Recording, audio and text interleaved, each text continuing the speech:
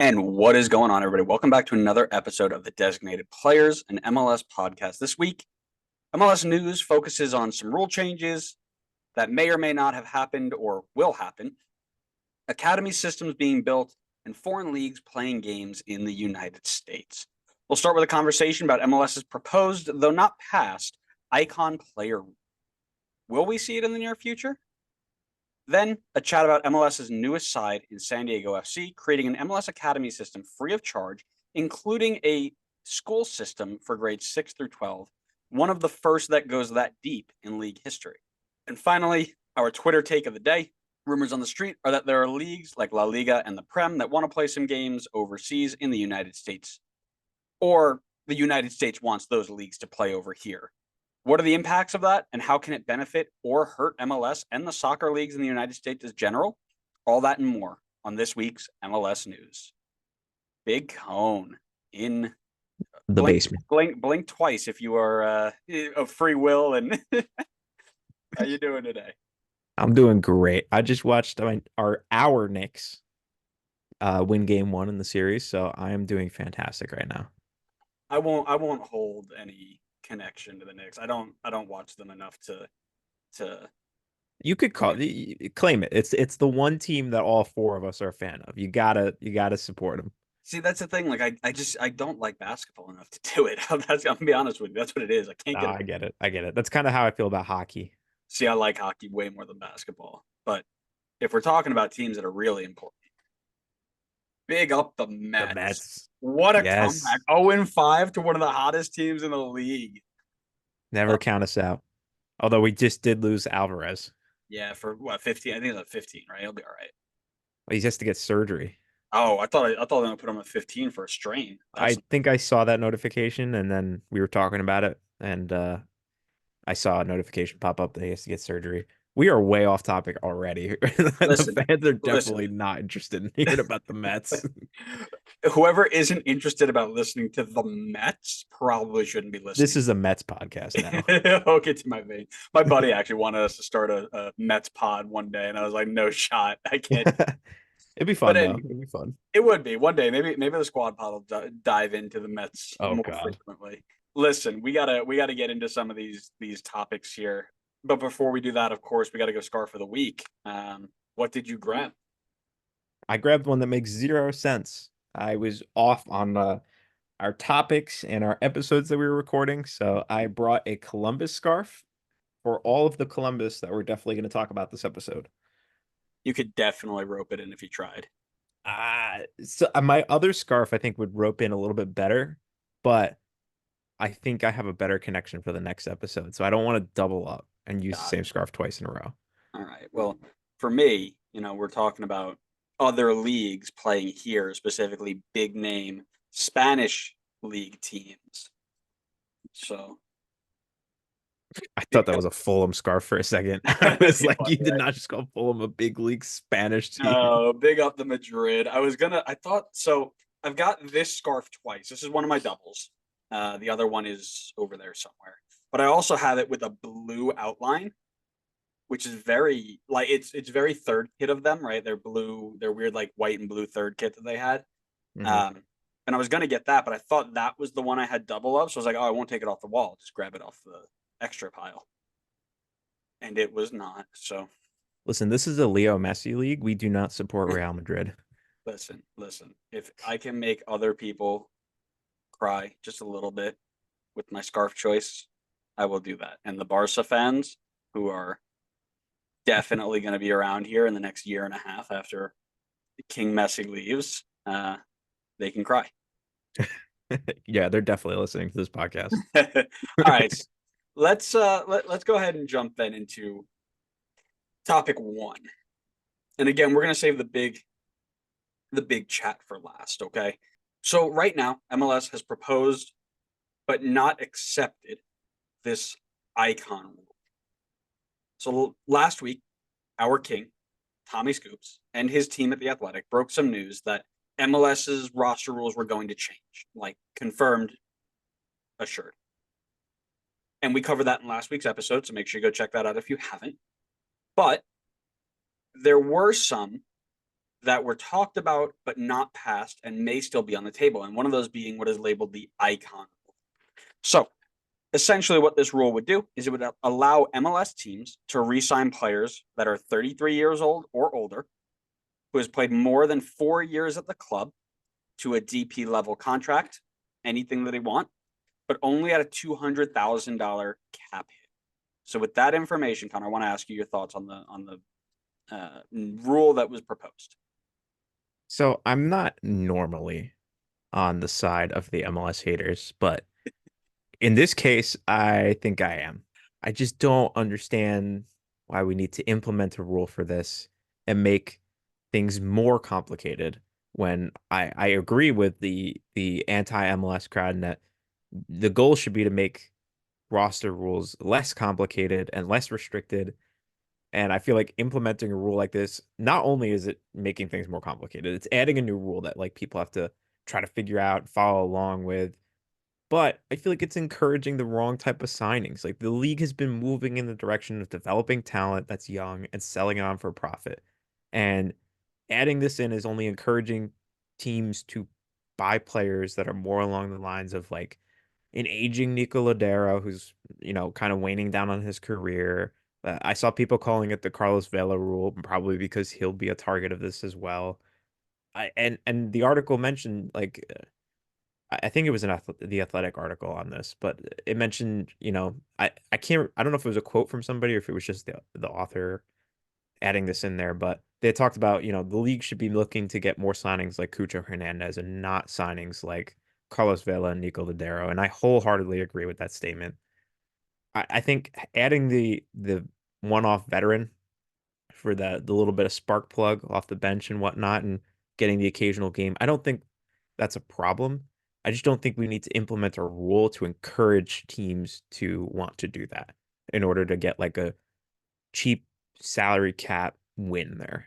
Yeah. So listen, I am in agreement with you, in which I am in agreement with the anti-MLS movement, which somebody clip it because it won't happen often, right? Make it go viral. Yeah. So here's the way I see this, right? I don't really care for the rule. I don't think it's needed. I don't think it's necessary. If they implemented it, yeah, it's like whatever. Who whatever, cares? Like, right? So I'm going to start with the negatives first, and then I do have an idea of how it can be a little bit positive. And I'll take see if you've thought about it that way at all. But again, the negative side, we've talked about a lot, trying to shed this retirement league stigma, like you just mentioned. And, anybody who watches the league regularly knows that's not true. But again, the people who are watching it maybe for the first time, the people who are looking at it as a not European top 5 league, and that instantly means it's going to be a retirement league. They won't be bothered to confirm that. So now we're trying to tie up roster space and spending money on players who are, to use your favorite term, well on the wrong side of 30, right? And likewise, the minority of, this anti-Twitter MLS hive who never would have watched the game regardless of if this rule came into play. They're all screaming, oh, this is too complicated. How's anybody going to follow this league? We can't understand the rules, which I don't buy, right? I don't buy that gimmick. Americans understand complex roster rules. I mean, or don't care enough about the roster rules to care about the league, right? What the heck is a bird in the NBA? I don't know. But I'm going to hit him with the bird on NBA 2K Association. I'm going to get that guy back for less money. Do I care what it means? No. Do I think it's funny because the name's funny? Yeah. Does it mean that I don't understand what it means, so I'm not going to watch the NBA? No. I don't watch the NBA because I don't like basketball. But that's a different story because the bird rule is big on the association. But again, NFL has some weird cap restrictions and things like that. And you never see people like, oh, I don't understand it, so I'm never going to watch it. Right. I'm like, again, it's one of those things that you see the same 5 Twitter accounts like it's too complicated, so nobody's ever going to love MLS. It's like, calm down, brother. Like, go outside. They think they're the front office and they got to make the decisions. It's like, who cares? If you don't understand the roster rules, like, just leave it, enjoy, and just watch the teams play. Yeah, like, go outside, have a nice deep breath of fresh air. It's going to be okay. I promise. But I also, and you kind of alluded to this as well, I kind of doubt the impact that it would make on these rosters, right?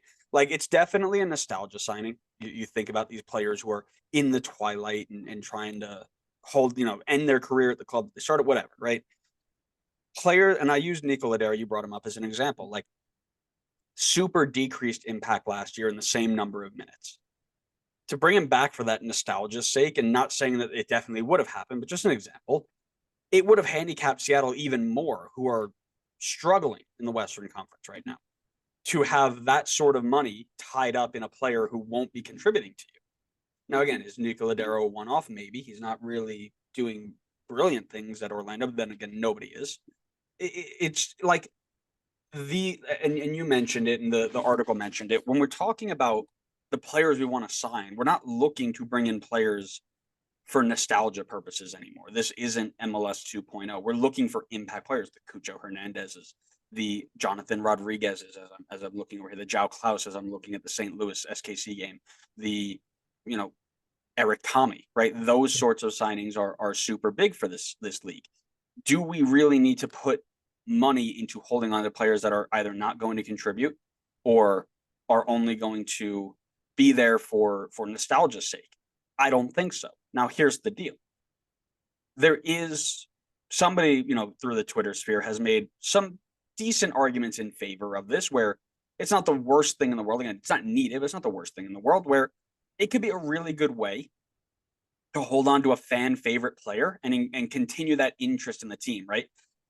We talk about a lot when we're growing up and we're watching sports like the NBA, the NFL, the MLB, right? People watch when they start, for the most part, for individuals, right? So maybe it's a player who is the best player on the team, right? Maybe it is a player who came up and made a big play in a big game. You're like, I'm going to remember him forever. He's now my favorite player. Maybe you were cooler than everybody else and grew up thinking Jason Phillips of the New York Metropolitans was the GOAT and wanted to see him every time the Mets played. If you were cool, that would have been something you did. Now, I'm sure that's a weird link. Weird link. Wow. I'm not like alluding to anything, but the coolest kids knew Jason Phillips, the GOAT. When these players leave, it hurts a little bit, right? I saw somebody the other day on NFL Twitter when Stephon Diggs got traded. Little, 8-year-old kids was like, oh, Stephon Diggs is not on the team anymore. He's crying, right? And after I laughed a little bit to see Bills fans in tears, I was like, okay, that makes sense. You've got a favorite player. Now you're really, really upset. And again, when you're not, when the league is not, your parents' favorite league, right? We've talked about that a lot too, where your parents are usually a reason why you support something. When this is something you're doing and you're following just for one player, once that guy's gone, it's like, okay, well, maybe I don't stick around, right? So to keep players around like that is not the worst thing in the world in that sense. But the other thing that I found was there's this idea of revenue just for having people on the roster, right? So Carlos Vela is a good example. 5th highest selling jersey in the league last year. If you had to bring him on a cap hit of $600K, 650, 657, 245.23 cents, right? Like, it may not be worth it at that point. But if you bring him back and it's only a 200K cap hit, maybe your revenue from his jersey sales make it worth it, right? So now you're weighing the options of, okay, is it worth to take him on a low hit to just sell jerseys, and boom, now I've got more money to work with in the club, right? And then fans come back to see him. They go to the ballpark. They buy merch. They buy food. There's another side to this that is more than just old players on rosters. It's a very small side. I'm still on the side of I don't think we need it. But there are good and bads tied to this, which, again, you'll see with everything that happens in MLS. And usually once you jump on Twitter, you'll recognize that the people who see it on the good side or the bad side usually have a bias on it. So it doesn't really matter. We're just out here sharing thoughts. Yeah, I'm still on the side of not a fan of the rule. I mean, I think we're grasping to try to find some use for the rule, and I don't doubt that there is a use in that regard of bringing a player on for jerseys and for fan interest and whatnot. But I think that's a weak reason to introduce the rule. So I think you're on the same wavelength as well. I think both of us are not fans of bringing in the rule, but like you said, at the end of the day, who really cares? Like, if they implement it, it's not ruining anything. It's not the end of the world at all. Yeah, well, and that was kind of where I was like, I tried to find some, again, when these things happen, I usually try to find some reason why it would be a good thing, some reason why it would be a bad thing. as we've mentioned with a lot of the roster rules here, the casual fan nor the diehard fan are going to look at this and be like, if this rule is put in or if this rule is not put in, it will determine if I'm going to watch the league or not. Like, that's just not happening. The only people who are making that argument are the people who are never going to watch the league anyway. So when you see it, you say, okay, buddy, and then you move on, right? Kind of like we move on to the next topic. Wow, look at you with your transitions. Who's hosting this? Is it me or is it you? I think I'm taking over. I love it. Well, what are we talking about next then? I'm assuming we're talking about San Diego and trying to set up a school. I'm not trying to. They're going to. They are implementing the first academy with integrated schooling for grades 6 through 12, which I think is really, really interesting, right? And there's a couple reasons why, and we'll get into it here, but it's going to be a residential academy all the way down to grade 6. Now, this is the first of its kind, and a lot of people jumped in like, oh, isn't Philly's the same way? Philly starts at grade 7. So when people say this is the first of its kind, going all the way down to grade 6, right? Woo. Right, big difference, right? Breaking the mold. and most of them are 9th grade and up. Most of them are high school residential words. Yeah. But not only that, they have found one interesting candidate to lead their academy setup in Joaquin Escoto. So Joaquin is the creator of a free national scouting program called Alianza de Fútbol, which helped players find home in Liga MX, including Jonathan Gonzalez and Santiago Munoz. This is kind of being the norm. And it seems like there's a visible shift in the way MLS academies are being set up, relatively similar to the European style. They're getting these residents in. They're shifting towards that setup. I don't see a lot of negatives here, but I'm curious as to see what your thoughts are. I wonder. I'd have to do the proper research on this afterwards, but I wonder it, and I think I know the answer, but if this is a common thing that happens in Europe, like I mean I would assume so because I feel like you hear all the time about like some guy kind of bursts through the academy into a team in the Prem or something, and they talk about how he's been at the club for like 10 years. But I also don't know if that's just from a soccer perspective and, they do schooling separately. But I don't know. I think a little part of me finds it a little weird that it's like a school run by the team. It feels like the kids are going to just be in this bubble, like from grade 6 and on, and they're just stuck in this soccer bubble and they just have no experience of the outside world outside of this soccer bubble. And maybe it ends up producing better players and more talent, and San Diego benefits big time from it. I mean, if Philly has the same thing from grade 7 to 12, it's clearly been working for Philly. Their academy is very, very good, one of the best in the league. So it's hard for me to knock it when there's, proof of other people doing it and it being successful. But I don't know, maybe it's just like I don't want to say the skeptic in me, but it's just that it's a weird concept to me. By me saying that, I'm not necessarily saying that I think it's a bad thing. It's just kind of weird for me to wrap my head around of someone just like their entire schooling for 6 years of their life is just completely revolved around a soccer club.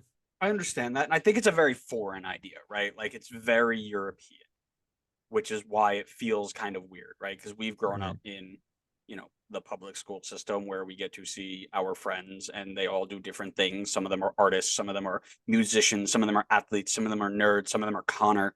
Doesn't really fit into any of them.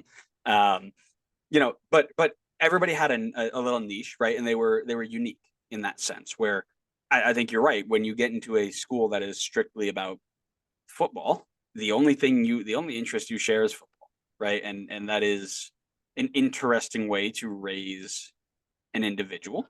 I'm not a psychologist, nor do I care about the science of the brain. So I don't know how that would affect things, but it'd be very interesting to see. I mean, I'd like to see a nice little peer-reviewed journal where it outlines the shift in the social anxiety levels of individuals in these sorts of residential academies versus like normal schools versus private schools versus like city schools. I don't know. Now I'm just getting You should carried write away. up the article yourself. No, see, I'm not a brain Or scientist. you could be the peer reviewer. No, I'm not good enough to peer review, not yet.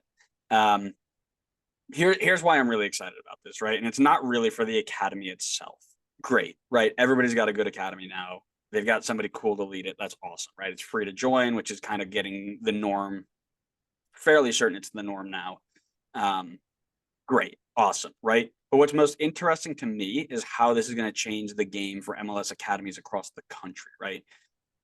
MLS is a league of followers, like if we're being completely truthful, right? When one team decides to break away and do something and it shows that it works, everybody's like the lemmings, right? From Burke's physics class, right? The projectile of the lemming going over the cliff and they all follow it over the top. Nope, not ringing a bell. Yeah, that's why you failed physics. I definitely did not fail physics.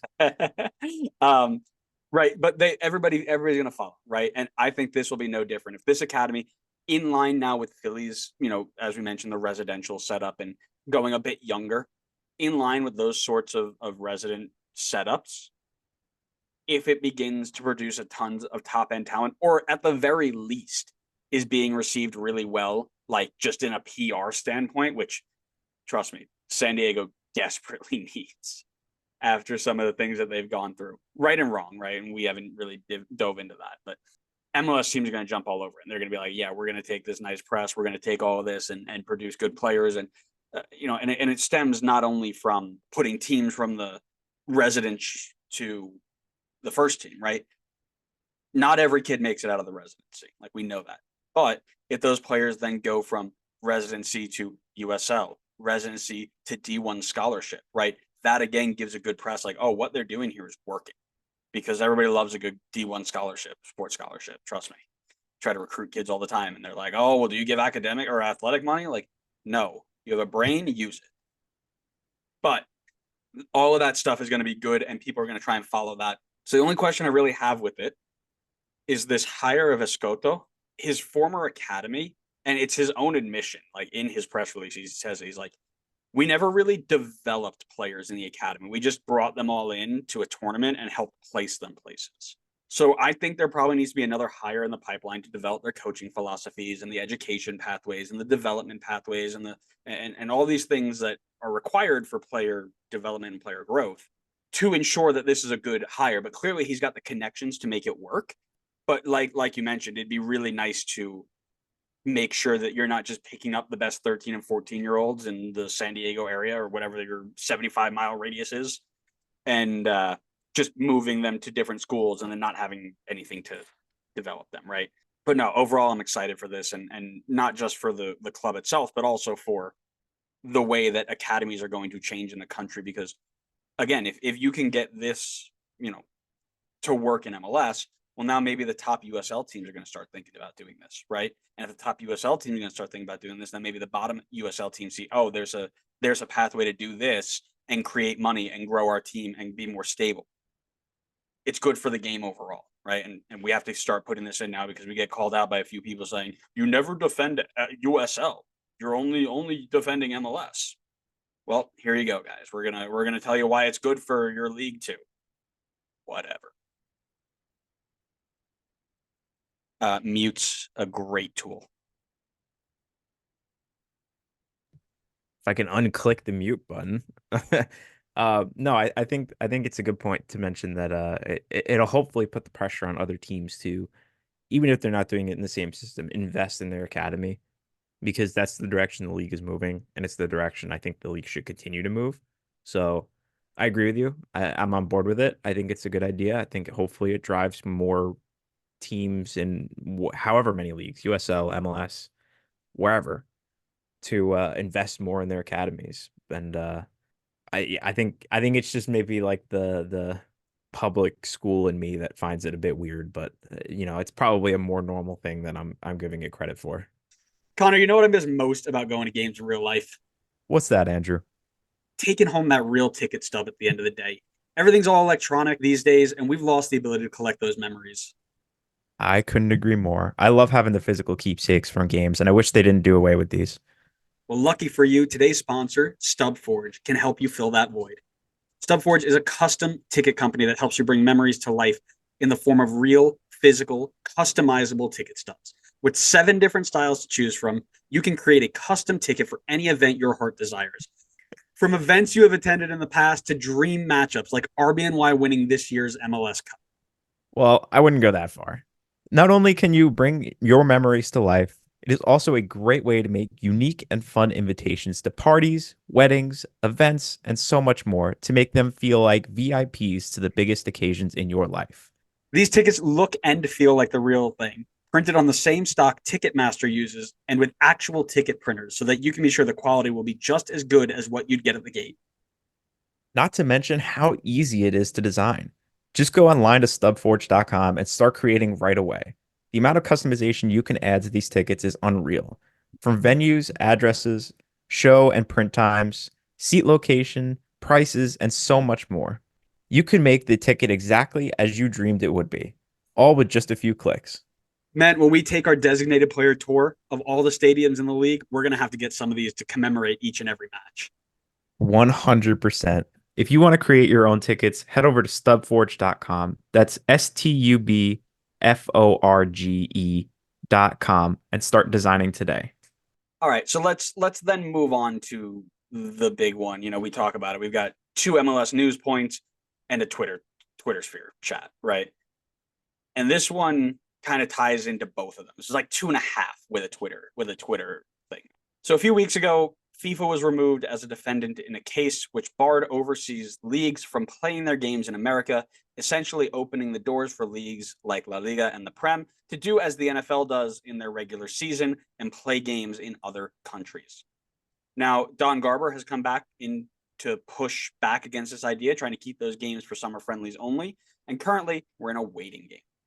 Now, there's a lot to break down on this, but I need to start by once again highlighting how toxic this anti-MLS crowd is. So if we go back to when this first happened, right?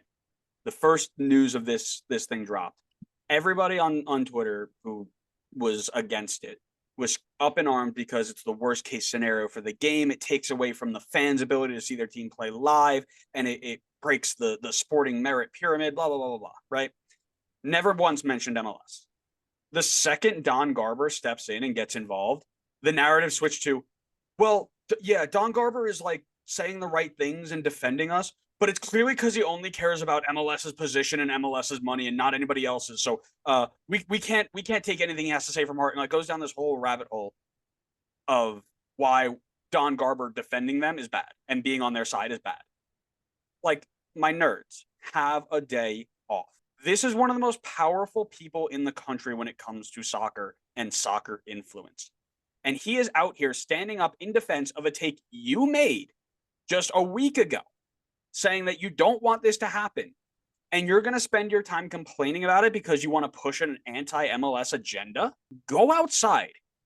Like, this is stupid that you guys can't literally just deviate yourselves from your agenda for 1 minute to be like, okay, good. Somebody who makes, all they do is complain about how much influence he has. Now, the guy with influence is now defending you and helping you out. And you're like, nope, can't have it. Absolutely not. Don Garber, worst of the worst. Breathe, guys.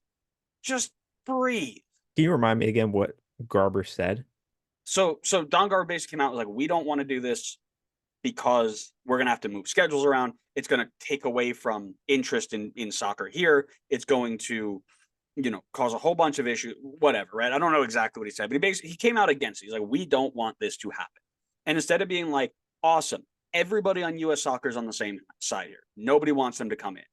They're like, nope, Don Garber said it. So we have to figure out why Don Garber saying it is in the wrong taste, even though it's the right words. And we need to make sure that we show that we are anti-Don Garber and anti-MLS, even though we're both on the same side.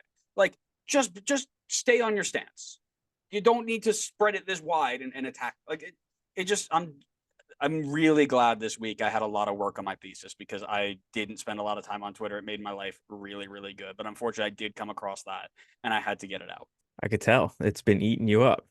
It's just, again, we're not out here like, oh yeah, MLS is perfect. Stop talking bad about them. Like, just pick and choose your battles, right? To come out here and be like, oh, they're on the same side as us, and then try and spin it so that you can prevent people from thinking you're pro MLS because you guys are on the same side of one topic. Go outside. Your thoughts on? Oh, go ahead. I'm a little bit on the fence on it. I feel like I can see benefits either way. I mean, obviously, if they come in and they're playing around the same time that MLS is playing, it's definitely going to have an impact on MLS and their views and people who go to the games. Because if you're, let's just say, a Charlotte fan and you're a Real Madrid fan, and Real Madrid just happens to be coming and playing in Charlotte for this particular weekend, this Saturday or whatever. Like, oh, well, I'm gonna go skip the Charlotte game because I want to go see Real Madrid. How many chances do I get to see Real Madrid? So, yeah, I mean, I think it's valid to say that it would be something that's not going to help MLS if it's going on at the same time. I think an area where it can maybe help MLS, and maybe this is a stretch, and you can tell me if you think I'm stretching this a little bit, but if they came in and they played in the off time, that MLS is not, going on at the same time. There's not a competition. They keep it to the summer. They play a couple games in the South in the winter or something like that. I think it could be a good opportunity to get non-soccer fans into the sport more. And then when these guys leave, if Real Madrid comes in, Man City, Arsenal, they all come over, they play a couple games. Some people check it out for the first time, check out the sport, like, oh, I recognize a couple of these names, like why not? They're here. I'll go check it out. And then they really like it, and now these teams move on, and MLS comes rolling around in February or March. Okay, well, let me check out my local team now. Let me see, like, I kind of liked watching that. Let me check out some more stuff. So from that regard, I could see potentially these bigger teams, well-marketed teams coming over, getting a few more people into the sport, and then potentially turning that into MLS sport. Uh, I don't know how much of that will actually happen. It could be a small percentage, but I think if done right, there's potential to grow for both sides. But you've seen it with the Super League. People just see dollar signs in their head or in their eyes, and it doesn't matter who they're impacting or what's the right word, like the secondary effects of their actions. It doesn't matter, like, unintended consequences. sure, yeah. Like, it doesn't matter who gets impacted by those unintended consequences. It just matters about getting as many dollars as you can. I like where you're going with that.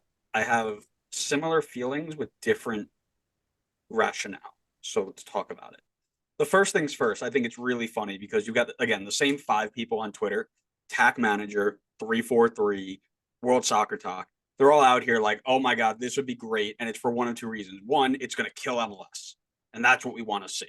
Or they think that it's going to force them to adapt and change and get better, right? Those are one of the two reasons that they're out there. I've got two problems with this idea. First, NASL history. One of the most prominent reasons for their demise, outside of the overspending with the underattended matches, all that stuff, was the fact that people stopped going to games when the quality dropped from what they were used to see. So I have to find the reference, but I remember reading a book a few months back that essentially the league started up around the end of a World Cup cycle. And I think it was the one in Mexico that it was like everybody got into it and they watched a whole bunch of games over there, right? And everybody got really excited. They see all the best players playing at the highest level with the best quality, right? And then like, oh, NASL's here. I'm going to go watch it. And I believe the quote was, and it may not be exact, but I think it's close enough. Fans ended up having to watch a slower, less technical, and overall more boring version than the games they saw a few months back, leading to decreased attendance and decreased revenue. Now, I don't know if this is going to be a shock to anybody. MLS, not at the level of those European leagues that are coming here. Like, significantly lower. Don't know if that broke any news there, but spoiler alert. Welcome to US soccer, right? That being said, even if you bring like mid-level teams over, right? You bring over, gosh, now I need to pick random La Liga teams I've never heard of. Rayo Valladolid and Mallorca. Nice. Keep the knowledge, baby. Get in. You bring those guys around. You're going to, like you mentioned, you're going to have people who are like, when is the next time I'm going to get a chance to see teams that aren't here every week? So I'm going to go and I'm going to watch them, right? Now, here's where my thought switches from yours, okay? I don't think MLS feels this impact the most because I think we're at a point right now where we've got enough of a love for the top level of game that we're at right now, where even if they skipped a game or two, it wouldn't prevent them from coming back like, oh, this is so bad, I can't watch it. Right. I think people understand now that this is not great. And the people who have been going to games are not going to be put off if another better level comes. Right. Where I think this really hurts is these lower leagues, right? We're going to talk about, again, defending the lower leagues of USL, which apparently we don't do enough because why would we as a MLS podcast? But whatever. Yeah, yeah. So the lower leagues are the ones that are going to get hurt the most, I think. If you look at general attendances, and I'm using general with a big bold word general, right? Because there are obviously outliers to this theme. They usually turn out in the low thousands, 2, 3, 4, versus MLS's low tens of thousands, right? 15 upwards to 25. If you're playing, let's say hypothetically, we play 6 weeks, 3 home games worth of European fixtures in and around those cities. As you mentioned, the kids are going to be begging their parents to go see the, we'll pick Louisville, for example, right? Louisville and Lexington, right? If they go to Rupp Arena and play on the football field in Rupp Arena in front of 60,000 people, which again, I'm not saying it would, but I'm just using it as an example. The kids in Lexington, who are all massive Real Madrid fans or Spanish, whatever, are going to say, yeah, I don't want to go to a Lexington game today, even though I play for the club. I want to go watch Real Madrid play whoever, right? You do that 3 times in a home site, in a cycle for your season where you only have, let's say, 15 home games. That chunk that you're feeling in terms of ticket revenue, stadium revenue for merch and food and things like that is well greater felt in the lower league side than it would be felt by any MLS side. And again, barring a few, of course, right? That is one of the things that I think MLS would get through that because we do it with the friendlies, right? Those big friendlies that come around all the time. Like we get through that, right? And USL gets through that too, right? But if you now double that impact where you're doing the preseason friendlies and then you're doing this leagues coming over and playing whenever Like meaningful games, you're doubling that up. Again, MLS is still going to take a hit. USL is going to take a hit. Nice is going to take it. Everybody's going to take a hit. But who's going to feel it the most? The people who are bringing in 25,000 a game on most nights, or the people who are bringing in 3,000 and rely on those tickets for 15 weeks out of the year to keep their club running. That's the difference that I think is matter. And again, this is why when we go back to the big thing, right? The people who are like, oh, I'm all in on USL and NISA, and then being like, oh, we don't want Don Garber speaking for us. Great. Don't let the most powerful guy in the world in the world of US soccer right now, and you can argue whether that's true or not, but I think we've seen that he's got enough pull where he can do a lot of what he wants to do. Let him just sit by and let it happen and see what happens. Right? Or you can have him on your side and defending you. Again, it's not the best situation. We're not saying that he's perfect and he's made great decisions. He's had and we've covered it. He's had a slew of terrible decisions over the last ones. But if you're going to stick a knife in his back while he's trying to be on the same side as you, it's an interesting take. I think it's a really valid point. It's something I didn't think about, but yeah, I mean, definitely. If you're a team in MLS that's pulling in 25,000 and a couple of games a season, you pull 20 instead of 25,000 because Real Madrid or PSG or Man City's in town, like you're going to be okay. There's plenty of money in the league. You can make up for the money in player sales or jersey sales. But to your exact point, if you're a USL team and you're pulling 5K in games and now all of a sudden Real Madrid, PSG, Man City's in town and you're pulling 2K a game for a few games, like that could be huge on the financials. That could be a huge hit. You don't have MLS type ownership money to fall back on and be able to cover those a few games where you're down in attendance. And we were actually just this is sorry for the viewers, it's a little bit off topic for you, but I was just talking with Jay and Matt, and we were talking about the FA Cup and about how they're taking away the replays and how this could be a big hit to the lower league teams because they make a lot of their money from being able to host FA Cup games. And, if it comes through a potential replay, that could be huge for a club. Like, let's say like Wimbledon or something gets a game against Liverpool and they get a replay and they get to host now the second leg against the Liverpool. Like, even if they don't win, that's got to be huge for their financials in terms of tickets and revenue and all that stuff. And I see it in a similar regard here, where it's like you're taking, it's like if you took it feels in a similar regard here, because it feels like the lower league sides are the ones that are going to hurt more in this situation, where their revenue comes in like in more concentrated ways, as opposed to MLS, where you can make revenue in multiple different ways. You're a bit more diversified in that regard. So if one area is taking a hit for a little bit, you're still okay. Yeah, and that's my point, right? Is you can't sit here and be like, because I've seen both sides, right? Like, oh, I'm all in on USL, and then also want this to happen. I don't think the two can coexist, but that maybe I'm wrong. Whatever. I've heard a lot of people talk about how this is going to grow the game, and this idea of growing the game by having all these big teams here, right? I've been thinking about this for really, really a long time now. Like, not just leading up to the episode, but this is something I see all the time about how do we grow the game, right? I don't think that statement, that pure statement, we're going to grow the game, is focused enough for what you're talking about here. This is like it's such a broad statement when you really break it down and think about it. And what part of the game are we growing when we reference this? Are we growing interest in the game as a whole? Sure, right? You've got the biggest teams, the biggest names are showing up, and they're playing locally. Now you're all in on it, right? Are we growing interest in local MLS, USL, and NISA sides? Unproven and probably not, right? Anyone who's tried to defend MLS or even USL for that matter against the Eurosnob comments online knows that the only comeback made pretty much to any point, any logical point you make is, well, Man City would walk this team. Barcelona in 2012 would kill this team. Nobody cares, right? So when you increase the growth of the game through European exposure, which is what they're trying to do here, it doesn't directly correlate, which I think is the confusion for a lot of people when they make the statement. It doesn't directly correlate to an increase in the growth of the game at the local level, right? When that's something I think you were referring to. And I think in areas it might, right? In areas it might. But in other areas, I don't think it does. I think it encourages, and I truly, I think it's a big city versus small town sort of thing, right? Lexington, Louisville, just because I'm, been in Kentucky for as long as I was, I think those places grow with stuff like this, right?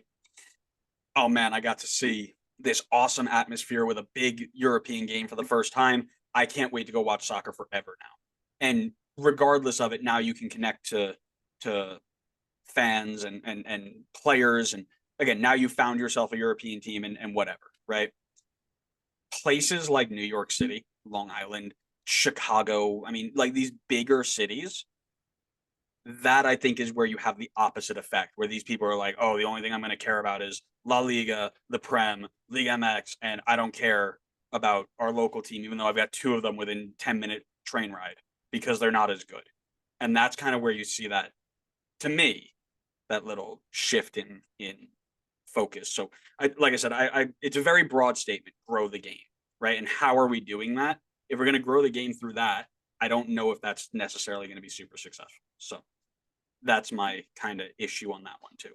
So I mean, I think that, as I said before, I think there's potential that you could grow the game through it, depending on how the timing of things work, because you're obviously going to have your Eurosnob group that is already fans of teams in Europe and doesn't care about MLS. That's not going to change anything there. They'll go see Real Madrid and whoever when they come over, and they still won't go see their local team. That's what I think we've discussed this enough times that we've come to the conclusion that you're just not going to win these people over, and that's fine. And then the nice thing, in my opinion, is I don't think that's the route MLS is taking when they're trying to expand into growing their fandom. I think they're looking in the route of the American sports fan that knows nothing about the sport and just hasn't learned about it, so therefore doesn't follow the sport. Your NFL fans, your NBA fans that just don't know much about soccer in general. So let me And let me I sorry, let me freeze you right there because this is building onto my point here, where we're a country that loves the best. NFL's the best, NBA is the best, MLB I guess is the best. I haven't seen a league that compares. And again, hockey we've talked about not being the best, right?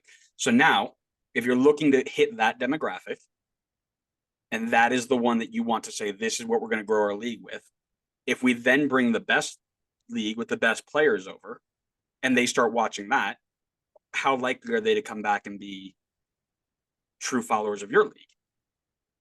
That's where my holdup is because yeah, that's our demographic, but that demographic also is used to watching the best at all times, right? And you come back and you're watching. I mean, Nashville is a perfect example this weekend. Nashville tried to play out of the back 3 times against Man City, and Elliot Panico tried to kick the ball forward, and ended up shanking it and kicking out for a corner 2 out of those 3 times. He got pulled at halftime because he could not play out of the back against his team. If that is the demographic that you are trying to attract, right? And you're saying, okay, you're either going to watch Nashville, who's trying to play out of the back and continues to give the ball away and turnover, or you're going to watch Barcelona, Real Madrid. Are we going to lose those people? And I think that's and again, and it's not just an MLS thing. If that person is in a USL market, are we going to lose those people from the USL side, which is arguably, depending on the teams that you're comparing to, and even lower level than MLS, depending on the teams that you're talking about? Which ones are they more likely to see, right? And this is the big picture that I'm kind of worried about with this idea. I don't necessarily think that people need to have the best league in order to watch it. I understand that that's what they're accustomed to, but I just think there's not necessarily leagues that are even remotely competitive to the ones that you were just talking about. Like nobody really around the world plays football other than us. So NFL is just kind of in a league of its own. NBA, there's other leagues around the world, but nothing that even like holds the smallest of torches to the NBA. Like it is leaps and bounds ahead of the rest of them. I don't necessarily think that they would have to see the same thing. And you could talk about like clearly, like obviously MLS quality is below the quality of European teams, but that's not to say that European teams don't make the same stupid mistakes that MLS does, right? I've seen so many times this season Chelsea make some stupid play out of the back, trying to play it out, and they hand a goal to the other team, and it's frustrating to watch and as a fan, but it happens in every league across the world. And you mentioned the example of Real Madrid versus Barcelona. Not every weekend is going to have a Real Madrid versus Barcelona type matchup. Most weekends are going to be Real Madrid against Mallorca. And how many people are necessarily going to be like, I need to get up at 8:30 a.m. Because I started to get into Real Madrid and I need to watch them play against Mallorca this weekend. So what I'll argue with is, if I had to guess, my guess is if we're going to pick one game to come on over here, it's not going to be a Mallorca versus Valladolid. They're going to bring the biggest game over here because guess what? I don't know if they would. Guess what? Money, baby. But you're telling me that if they can take a summer friendly where they're playing their third team and sell it at $200 a pop and sell out 80K stadiums in the United States, they're not going to jump on that in a minute. And then could you imagine they take Real Madrid, Barcelona, bring it to the States? There would be riots in the streets of Spain. My brother, there's no way the people there would let that happen. They're looking to take them straight out of their league entirely and put them in a super league with a bunch of the other top teams because they're going to make the most money. Like this isn't. That doesn't mean that the people in Spain wouldn't be able to see them. This isn't a could you imagine. This is it's happening. Like I think these are two different things. I don't. I think it's all tied together. Truthfully, I do. I don't. I obviously, yes, they will make 99% of their decisions with dollar signs in the eyes, but I just don't think they can get away with taking a game as massive as Real Madrid Barcelona and taking that away from the people in Spain and bringing it to the US. I don't think they can do that. I think it would be like having the Super Bowl in England. Could you imagine that? People in the US would probably be pissed if they did that. Well, yeah, because nobody's spending that much money for England. They're trying to do that to raise their global brand, which is exactly what's happening all over the world with the biggest clubs who are preparing to go to the Super League. So a little bit off topic, right? However, I think that's a great conversation. It might be something we can dive into a little bit later. We'd love to know everybody else's thoughts on that, because I think that's the biggest problem, is the fact that having it there will grow the game generally as an interest in soccer. But I'm not sure it directly ties to a growth in MLS, USL, NISA, for the same reason that the World Cup was not an instant growth factor to NASL. It is not the same level, and people don't want to watch the lower levels. It's the same reason why we don't have as big of a thriving lower level as we probably should in the country. But by the way, I appreciate your view on this, but I think I'm a little bit more cynical than you are, in the same way that you were more cynical on the San Diego Academy than I was. I did have one more kind of topic on this before we kind of wrap the show up, right? And it was that phrase that I mentioned at the end there was like, we're going to be forced to grow to catch up. And here is my kind of problem with that is, I thought about it for a little bit, not super long, but long enough.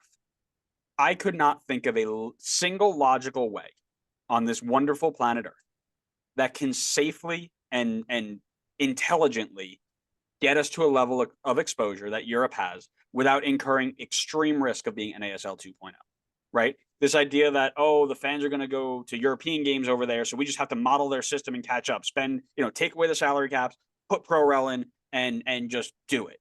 NASL saw Pele go to the Cosmos. Every other club tried to do the same with people who were not Pele, saw massive overspending, which led to huge cutbacks. And I believe the source that I had said it went to a strong salary cap in the 70s of 875,000 with I think it was 5 years of mandatory 10% cuts for the next 5 years if they wanted to try and survive. It like, there's no, to me, logical way, because, and I hate to say this, right? People overseas do not look at this league as a league of choice just yet. We're getting there. There are some people who are doing it, but nobody's waking up and is like, being born in Belgium is like, I can't wait to go to America to play soccer, right? Mm-hmm. It's the other way around, which is a cultural thing, by the way. It is simply just the way that culture is, and culture doesn't change with money. We saw that with our friends in Saudi Arabia. We've seen that with our friends in China. You can't change perception and culture with just money. You need time, you need history, you need commitment. Money is just a small part of that. So no matter what we do, there's always going to be this idea that MLS is inferior to Europe, or USL is inferior to Europe, or NISA is whatever, right? Whatever league that we like is always going to be inferior to the other league by the broader American population, because that's just what we're used to. We're used to the best players who are advertised at the highest, most stardom level, right? And that's why the Prem is the most watched league here, right? Not La Liga, not Germany, even though they both clear in terms of quality, right at the top. We like you just mentioned Chelsea, and that was the other thing I want to tell you. Like, you're my boy, but when we talk about people who are like going to watch European teams, nobody's picking Chelsea anymore. Like, they're like Everton. Nobody's picking Everton either. Like, they're picking City, Arsenal, Tottenham, United, right? Like, those are the ones now, and that's just the way it is. Do we want it to be that way? No. Do we like to change it? Yes. Is dropping everything and being forced to grow the way to do it? Absolutely not. Do the roster rules need to change? Yes. We've talked about that. But this sort of change is years to decades, not, weeks to months. Tomorrow. Yeah, right? Not weeks to months. So I think that much change in that short of a time inevitably will lead to failure. Like, it has to be a calculated move. There's no chance that bringing a bunch of games here and seeing our attendances drop will just instantly be like, oh, switch it all up. Let's try and survive. Like, I think it's a bad, but I'd like to hear your thoughts there. I mean, I don't think necessarily games coming here is gonna like put MLS in a corner where they're like, well, we gotta just rip the band-aid off now. Like, people who watch MLS, they know soccer. They know soccer overseas. They know the Real Madrids, the Man Cities. They know they're better teams. It's better quality.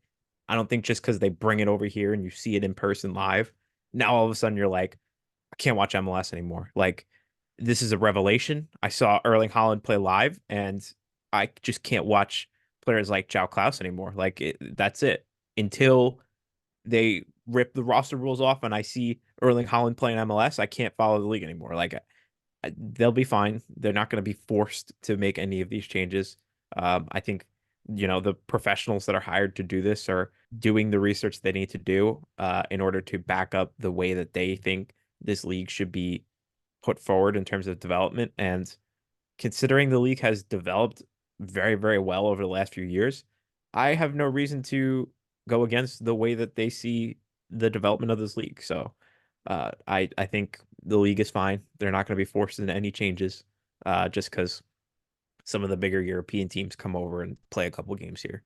Yeah, and like I said, I truthfully am in agreement with you, right? I think that's probably the case, but I do think the bigger problem is going to be the lower leagues, right? And I know they're not connected. I know it's not connected like Europe, but those leagues are important too, right? They're landing spots for players, like we mentioned before, who don't make it out of the academy system, right off the bat. They're landing spots for other college players, right? Players in college who are looking to make the next step. What do we see? 12, 15 USLC to MLS moves. I think it was up like 20 or 25 USL1 to USLC. Like, it's not connected, but it's connected. So if those things go away, quality in the league goes away, right? And that is always going to be a problem. So for the broader picture, I think it's a detriment more than a help. Like I said, I'm not saying they need to stay away completely. Like, I think it's good to have them in every once in a while to keep soccer interest high, because again, I think there are enough people who are like, oh well, if I can only watch my team online, I have to find an illegal stream, and eventually I'm just gonna stop trying, right? You can bring them over once in a while. It re-sparks that, and it keeps the interest high. And then yeah, maybe you're seeing that turnover. But I mean, if they're coming over 2-3 times a year, I mean, especially at the prices those tickets are going to be, you're saving for those 3, and that's about it. Hmm. But that's another story for another day. I got nothing else to add. All right, and I could add a whole bunch, but I'm not going to. So thanks Please so much, spare everybody. us. Yeah, thanks so much, everyone, for listening. We hope you enjoyed it. This is a great chat. I think it was a really good kind of just break down what we're seeing sort of conversation, and we'd love to hear your thoughts. So get in those comments. A lot of you guys have been in there recently, and we really appreciate that. So jump on in, let's have a chat, and make sure you're following us where we get your podcast, so you know the next time the episode goes live. We're doing MLS history next, so make sure you're subscribed for that. We got some really cool things coming up too, tier lists and more games eventually, now that we're out of the craziness that was my thesis year. So that's finished up, and it'll be much more fun over the next couple of weeks as we get into summer and kind of dial things back a little bit. So make sure you're following us on social media, Twitter, TikTok, YouTube, Instagram, especially YouTube, because TikTok's like dying. So come hang out with us on YouTube. We put all of our stuff there too. And yeah, thanks so much again. We hope you enjoyed it. We'll see you next time on the next episode of the Designated Players and MLS podcast. See ya.